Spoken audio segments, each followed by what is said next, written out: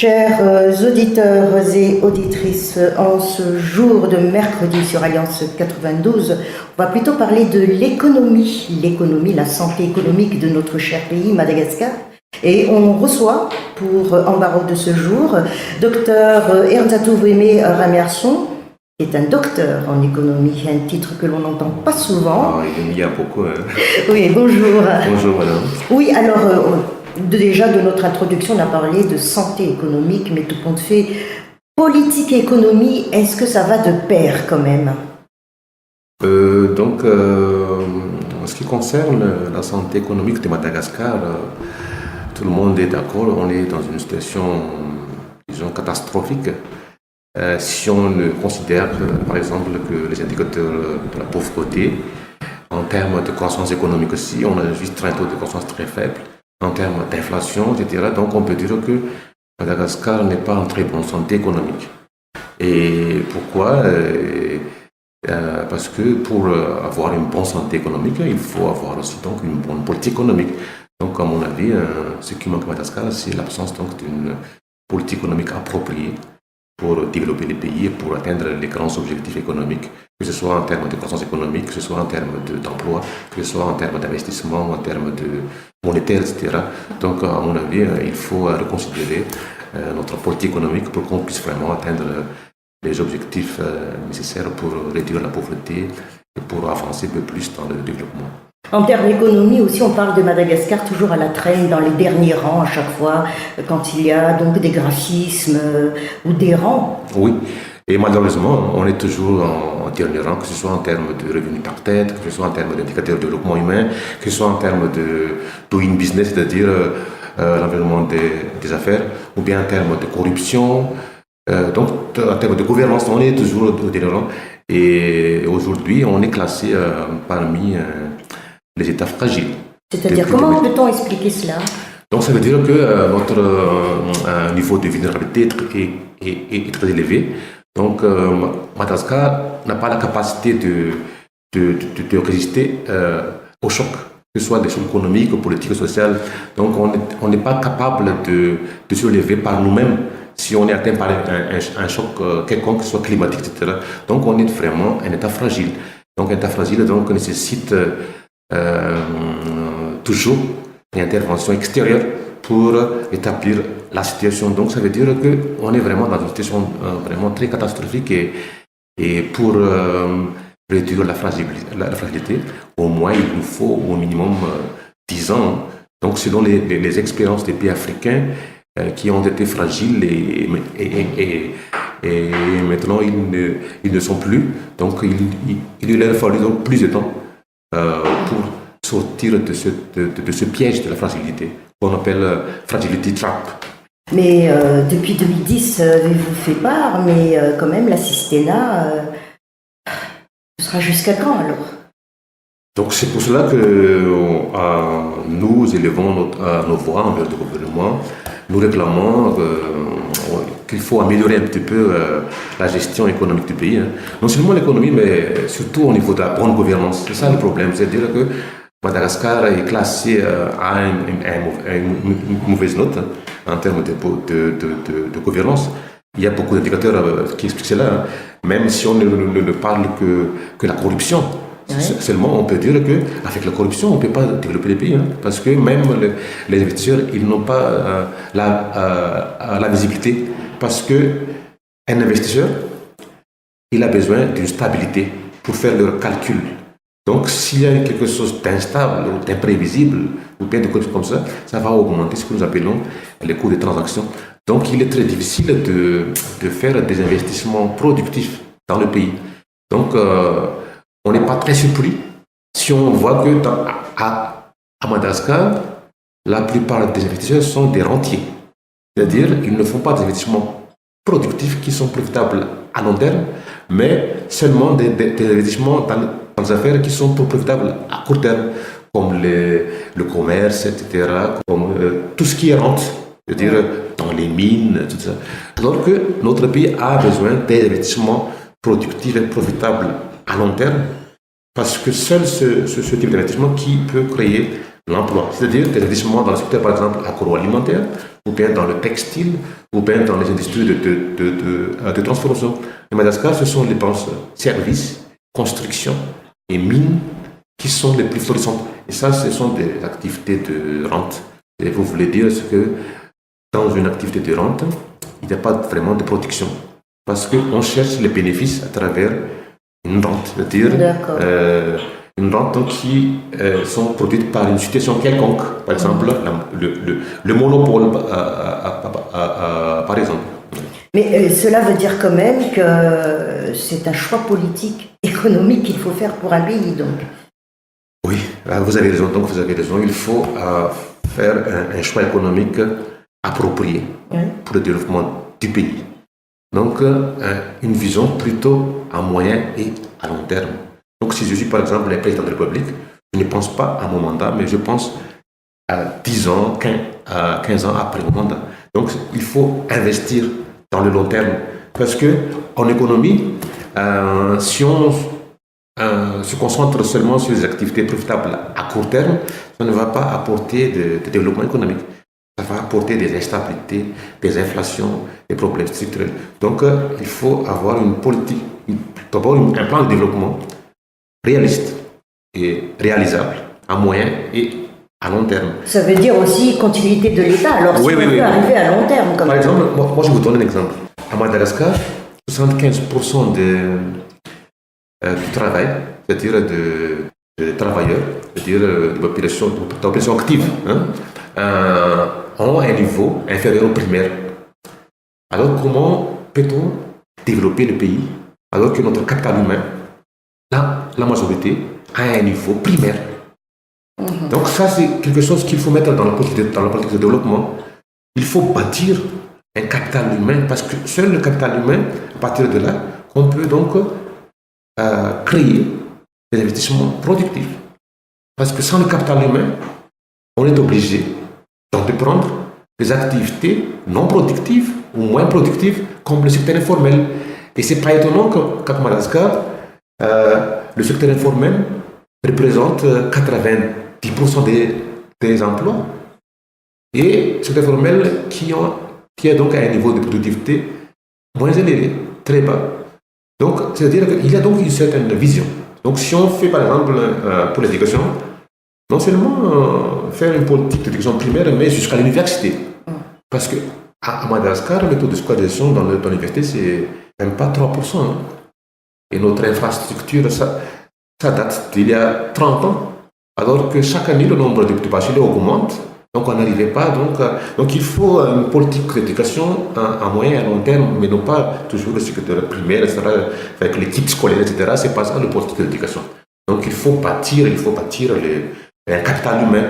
Et si nous parlons, par exemple, des expériences des pays asiatiques, la Côte du Sud, etc., on a parlé des miracles. Il n'y a pas vraiment de miracles. Mais ils ont bâti leur capital humain bien avant le miracle, c'est-à-dire dans le 19e siècle, etc. Et alors qu'à Madagascar, comme je vous dis là, 75% de la population active ont un niveau au primaire. C'est-à-dire aussi donc revoir aussi l'enseignement, peut-être miser sur l'enseignement technique ou autre secteur. Oui, mais comme vous savez, on ne peut pas attendre parce que former des gens primaires jusqu'à l'université, ça va prendre plus de 10 ans, n'est-ce pas? Ouais. Donc, il faut quand même penser à une politique économique. Quel type de politique économique, quel type d'investissement est-elle maintenant nécessaire si on a un capital humain à un niveau primaire? Donc, il faut commencer par ça. Et à mon avis, il y a des stratégies économiques pour faire employer ces gens-là, c'est-à-dire les gens qui ont un niveau primaire. On peut donc commencer par là. Et en même temps, il faut construire notre capital humain, la base de notre capital humain, en développant l'éducation primaire, secondaire et les formations techniques et professionnelles. Parce que vous savez, dans les années 60, 90, nous avons des lycées agricoles. Peut-être une trentaine comme ça. Mais actuellement, il n'y a plus. Il n'y en a plus, alors que le pays est un pays à vocation agricole. Et c'est pareil aussi pour la fonction technique et professionnelle. Avant, on en avait beaucoup, mais maintenant, il n'y en a plus. Donc, c'est-à-dire qu'il faut reconsidérer l'aspect du passé. Il faut donc, à mon avis, il faut parce que les lycées agricoles et surtout les fermes écoles, on en avait beaucoup aussi, mais maintenant il n'y en a plus. Ouais. Donc, c'est normal qu'on a maintenant le problème du etc. parce que il n'y a plus d'une institution pour former les gens, pour qu'ils puissent donc avoir accès à certaines connaissances et technologies pour développer, etc. Docteur Erdatou Ramerson, vous avez dit il y a quelques minutes de cela, le mandat d'un président ne doit pas s'arrêter à son mandat pour faire développer le pays. Il faut qu'il ait une vision, qu'il faut qu'il voit à long terme, mais n'empêche, il y a aussi les conventions qu'on signe à gauche et à droite, les conventions, les prêts, tout ça, comment ça fonctionne? Ah oui, oui. Donc moi je dis que les mandats ne s'arrêtent pas là, ça ne veut pas dire qu'il doit rester là-bas 30 ans, 40 ans comme Robert Mugabe, hein. Mais donc il y a un président visionnaire qui investit dans le futur. C'est-à-dire que même s'il quitte le pouvoir, les autres peuvent prendre donc le relais et continuer ce qu'il a commencé ou bien à améliorer un peu plus. Et maintenant, vous avez parlé des prêts, etc. Et à mon avis, à Madagascar, l'important, c'est pas l'argent. Je veux dire, on peut avoir des prêts, des financements, des bailleurs de fonds, des tous azimuts qu'on fait actuellement, oui. C'est tous azimuts. Hein. Tous azimuts, oui, absolument. Mais non, on obtient aussi de la Chine. Mais c'est ça pas le problème. Oui. Est-ce qu'on sera capable de rembourser ces prêts-là plus tard? Et la garantie de remboursement de ces prêts plus tard, c'est que si on a vraiment une politique de développement appropriée qui donc crée des entreprises, crée des emplois, qui fait donc une croissance économique très forte, à ce stade-là, on peut le faire. Parce que ce genre de financement extérieur à bon marché, entre guillemets, hein, parce que le taux est de 0,5%, 0,1%, et remboursable sur une longue période, ce n'est pas quelque chose de nouvel. Hein? Parce que avant, dans les années 60 et 80, on avait aussi accès à ces financements-là. Qu'est-ce que ça a apporté? Ça a apporté l'endettement. Et pourquoi? Parce que la politique économique qui a été mise à Madagascar n'est pas une bonne politique économique. Et ça a entraîné donc le déclin de notre économie avec les chocs extérieurs, etc. Donc on n'arrivait même pas donc à rembourser les dettes à temps. Et les dettes non remboursées devenaient donc des arriérés et ça va accumuler en court de temps. Et on est donc un pays pauvre, très endetté. Et il a fallu donc effacer nos dettes pour qu'on puisse espérer un petit peu. Oui, alors il y a aussi les infrastructures qui sont parmi les dettes contractées aussi par le pays, oui, pour sortir donc les produits de certaines régions, de toutes les régions tout compte fait, mais en fin de compte, on sent quand même qu'il y a quelque chose qui ne va pas. Qu'est-ce qui ne va pas? C'est le mode technique de ces infrastructures ou c'est la politique même de convention par rapport aux infrastructures ou quoi tout compte fait, si on parle d'économie? Okay. Dans les années 70-80, on a attendu sur les médias internationaux ce qu'on appelle l'éléphant blanc en Afrique. C'est-à-dire, quels sont les éléphants blancs? Ce sont des investissements gigantesques en infrastructure qui ne produisent rien du tout. Parce que, normalement, l'infrastructure est créée pour dynamiser le secteur privé, c'est-à-dire les investissements privés et publics. Et ces investissements donc, vont entraîner donc, la croissance économique. Donc le rôle de l'infrastructure, c'est de diminuer donc, les coûts de transaction, le coût de production, parce que, par exemple, s'il y a une route, par exemple, ça va ouvrir la localité et ça va entraîner la création d'entreprises, des investissements, etc. Ça va donc dynamiser la production, les activités économiques dans les villages, et non seulement dans les villages, mais dans les autres villages, donc sur le long de cette route-là. Et l'infrastructure, c'est ce qu'on appelle un investissement en longue gestation. C'est-à-dire que la profitabilité de l'infrastructure donc, est sur une longue période, 10, 20, 30 ou même 40 ans. Donc, il faut construire une infrastructure de qualité. C'est-à-dire, un peu plus cher peut-être, mais sur une longue période. Donc on peut toujours donc utiliser cette infrastructure-là sur une longue période pour qu'elle puisse donc produire ce que nous appelons les externalités économiques positives. Mais pour le cas des pays africains et aussi de Madagascar, à cause de la mauvaise gouvernance et de corruption, on peut vite construire une infrastructure, une route en si peu de temps, pour des fins électorales par exemple. Mais en fait, si l'infrastructure est abîmée au bout de 5 ou 6 ans, elle n'a pas donc rapporté les bénéfices économiques qu'elle devrait apporter à notre pays. Donc c'est une sorte donc, de gaspillage de financement parce que les bénéfices escomptés ne sont pas donc produits. Alors qu'il faut toujours rembourser. Et il faut toujours rembourser. Donc, on a donc avec un coût, donc, un résultat négatif en termes de coût. Donc, pour les économistes, on appelle ça l'efficience économique. Non seulement construire l'infrastructure, mais il faut s'assurer qu'elle produise ces bénéfices économiques sur une longue période.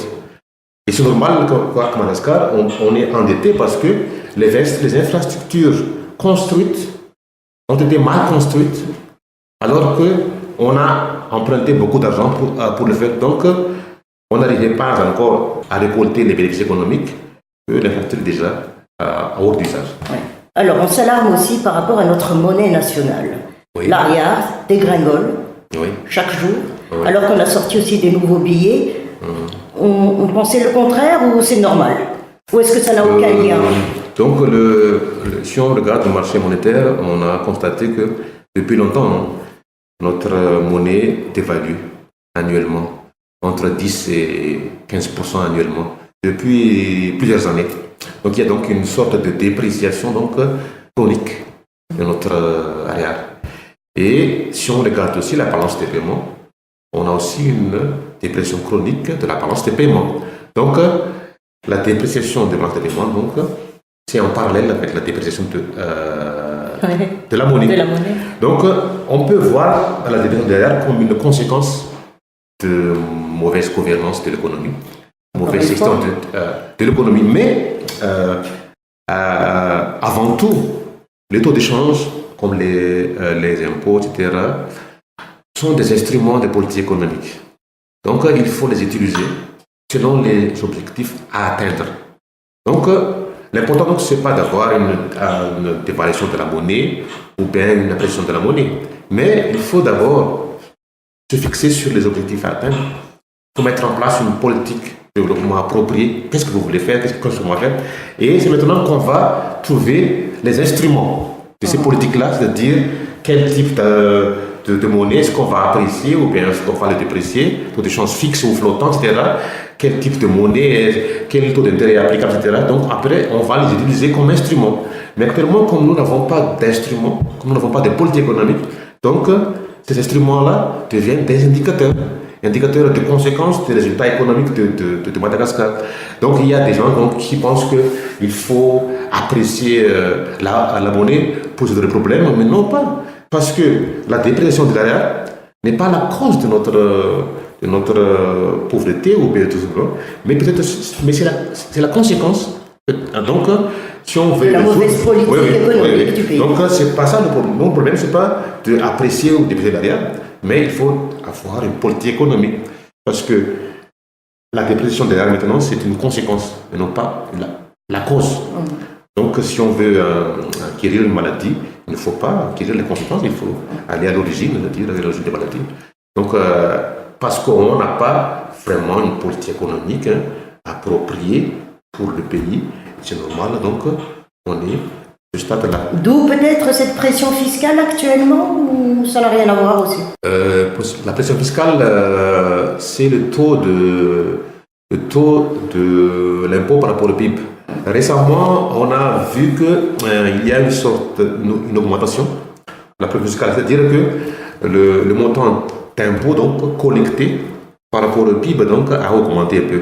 Donc ça, c'est une des conditionnalités imposées par les bailleurs Madagascar, parce que maintenant, Madagascar, il y a donc une sorte de normes à respecter en termes de budget. Donc, le FMI incite du gouvernement de Madagascar à collecter plus d'impôts. Parce que les impôts, donc, ce sont des ressources de l'État et ça va donc être servi à financer les investissements publics. Mais il nous faut un système fiscal plus adéquat parce que non seulement l'impôt n'est pas vraiment, avant tout, l'impôt n'est pas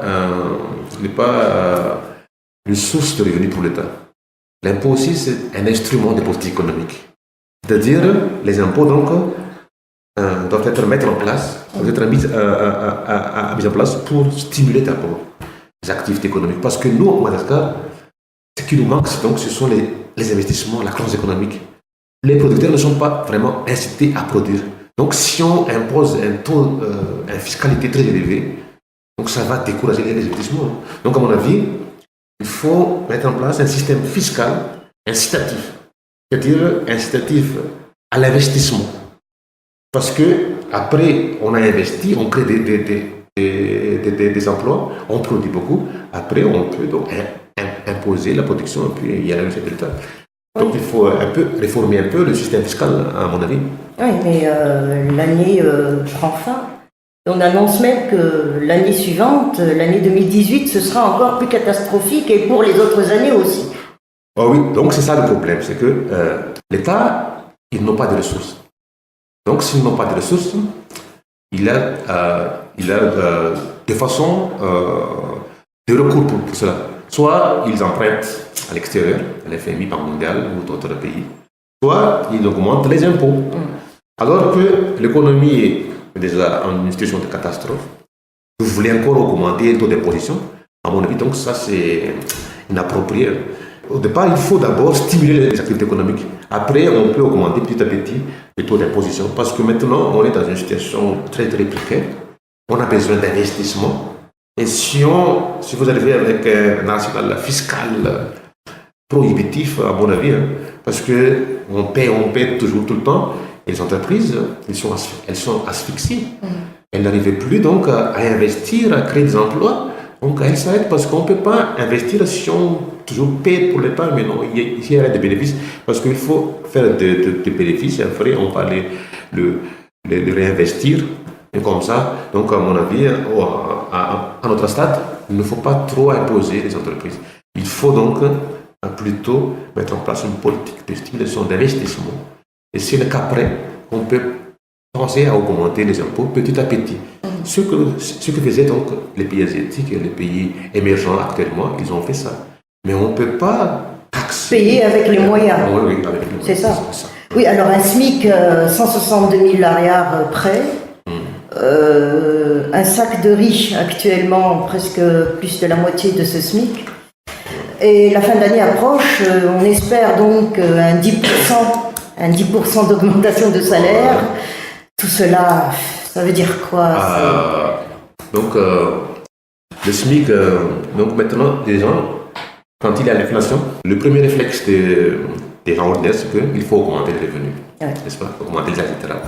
Mais l'augmentation des salaires, donc, est une arme double tranchant.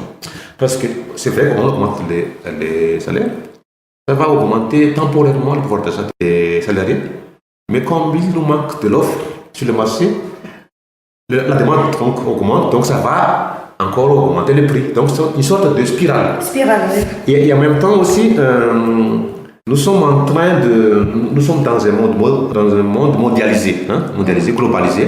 C'est-à-dire que nous sommes en concurrence avec les autres pays. Donc si on fait un salaire plus élevé, ça va réduire notre compétitivité, donc ça va donc affecter négativement notre exportation. Donc les investisseurs qui sont en zone France, ils vont fermer leurs portes et partir. Chercher des main-d'œuvre moins chères. On est donc en quelque sorte dans un dilemme. Si on n'augmente pas les salaires souffrent. Mais si on augmente, on va perdre notre compétitivité, etc. Mais par contre, il y a un autre moyen pour le faire. Dites-le nous. C'est-à-dire avoir un salaire plus faible, mais avec un pouvoir d'achat élevé. Donc, l'important, donc, ce n'est pas un faible revenu ou un revenu élevé, mais il faut que le pouvoir d'achat de votre revenu reste le même. Comment ça? Par exemple, en Corée du Sud, par exemple, quand ils ont fait leur miracle économique en des années 70, c'est-à-dire investir dans l'industrie, ils devraient donc fixer le salaire à un niveau élevé. Et qu'est-ce qu'ils vont faire? Ils ont développé le secteur agricole, c'est-à-dire produire plus, augmenter la productivité, c'est-à-dire augmenter la quantité produite à l'hectare ou bien par unité de facteurs. Donc ça va donc faire baisser les prix des produits agricoles, alors que ça garantit un revenu énorme pour les paysans en même temps. Donc avec ça, les salariés du milieu urbain, ils peuvent donc jouir, ils peuvent accéder donc à des PPM moins chers. Et aussi, l'État ici font un projet de construction de logements sociaux. Mais on a essayé plusieurs fois, je pense, et on peut le faire, mais il faut le faire. C'est encore le pouvoir d'achat qui bloque. Non, les projets de logements, c'est l'État même qui finance la création des logements sociaux qui sont loués donc à un prix très modéré à la population, aux ouvriers. Donc, l'important, ce n'est pas d'augmenter ou de diminuer le salaire, mais il faut donc s'assurer que le salaire a un pouvoir d'achat adéquat. Donc, on peut utiliser aussi les subventions, si vous voulez, on peut les subventions sur les biens donc, qui sont consommés par le public, par les travailleurs, comme ça. Donc, on peut avoir donc ça. Donc, parce que si on augmente les salaires, ça ne s'arrêtera jamais avec notre propriétaire. Donc, il y a une sorte donc c'est ça qu'on appelle un package de politique économique.